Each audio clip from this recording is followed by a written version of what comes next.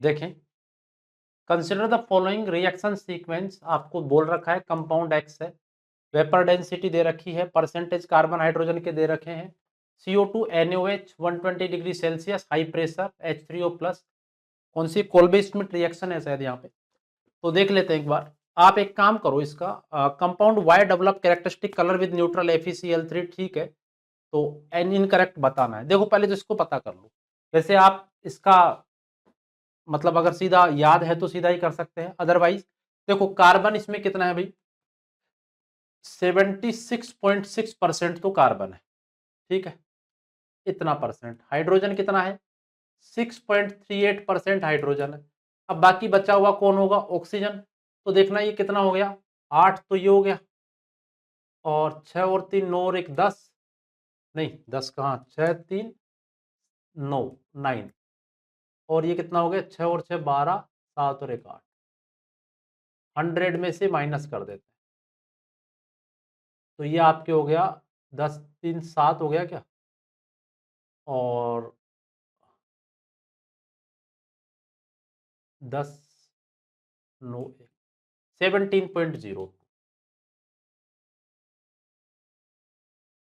तो अब आपको क्या करना है, इसके सबके मोल निकालने, रिलेटिव नंबर ऑफ मोल निकालने में सीधे ही लिख देता हूं 76.6/12, ऐसे ही निकालते हैं आप, 6.38/1 और 17.02/16, इनके क्या आ गए मोल।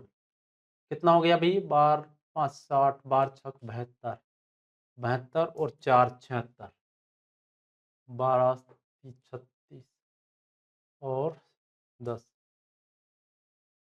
6.38, ये भी 6.38, और ये कितना हो गया, 16 1 16.0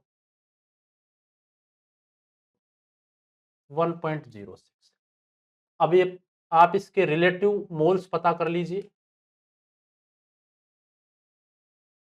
कितने हो गए, 6.38/1.06, 6.38/1.06 और 1.06/1.06। देखो ये तो 6 आ रहा है, ये भी 6 आ रहा है, और ये 1 आ रहा है, मतलब आपका एम्पिरिकल फॉर्मूला है वो कितना बन के क्या बन गया, C6H6। क्योंकि आपको वेपर डेंसिटी है वो 47 दे रखी है, तो मोलिकुलर वेट क्या हो गया भैया, 2 इंटू वेपर डेंसिटी होता है कि नहीं होता, मतलब 2 इंटू 47 94 हो गया, है ना। तो यहां से मोलिकुलर वेट पता कर लीजिए, ये एम्पिरिकल फॉर्मूले का मास कितना आ गया, एम्पिरिकल फॉर्मूला मास आपके पास में आ रहा है 78, अरे 94 ही आ गया।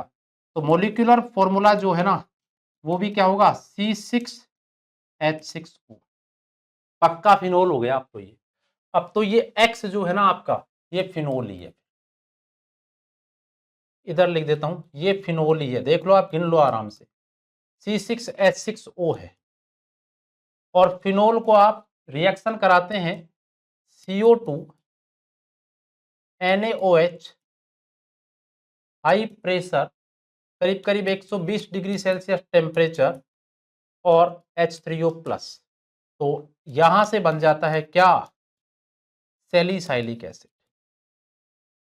2 हाइड्रोक्सी बेंजोइक एसिड या सैलिसाइलिक एसिड, ये रिएक्शन बन जाती है।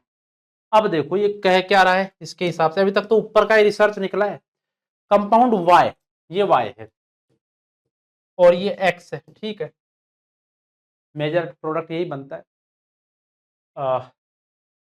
डेवलप कैरेक्टरिस्टिक, नहीं मेजर प्रोडक्ट यही बनता है अभी, ऑर्थो हाइड्रोक्सी बेंजोइक एसिड, यही मेजर प्रोडक्ट बनता है इसका, ठीक है, पता होता है आपको। Y develop characteristic colour with neutral FeCl3, बिल्कुल न्यूट्रल FeCl3 के साथ में produce colour with neutral FeCl3, phenol वाला पार्ट है, न्यूट्रल FeCl3 के साथ में कलर प्रोड्यूस करेगा। इनकरेक्ट स्टेटमेंट आपको बताने हैं, both compound X and Y dissolve in NaOH, NaOH के अंदर फिनोल और ये दोनों डिसॉल्व हो जाते हैं, soluble in NaOH। Alcohol NaOH में सोल्यूबल नहीं होती, लेकिन फिनोल हो जाती है, और फिनोल सोडियम बाइकार्बोनेट में नहीं होती, लेकिन कार्बोक्सिलिक एसिड जो है वो हो जाते हैं, दोनों के दोनों सोल्यूबल है NaOH में। पहला स्टेटमेंट ठीक है भाई। Compound Y will dissolve in sodium bike, बिल्कुल कार्बोक्सिलिक एसिड आ गया इसमें सोडियम बाइकार्बोनेट में, ये वाली सोल्यूबल इन सोडियम बाइकार्बोनेट और हाइड्रोजन इवॉल्व कर देगी, ये भी ठीक है।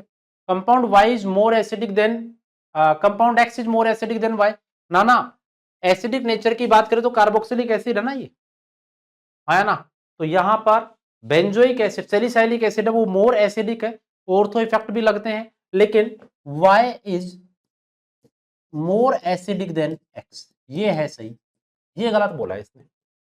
Both compound X and Y burn with sooty flame, बिल्कुल दोनों एरोमेटिक है तो सूदी फ्लेम के साथ में बर्न होंगे, तो ये भी ठीक है। तो 3 यहाँ पे राइट आंसर होगा।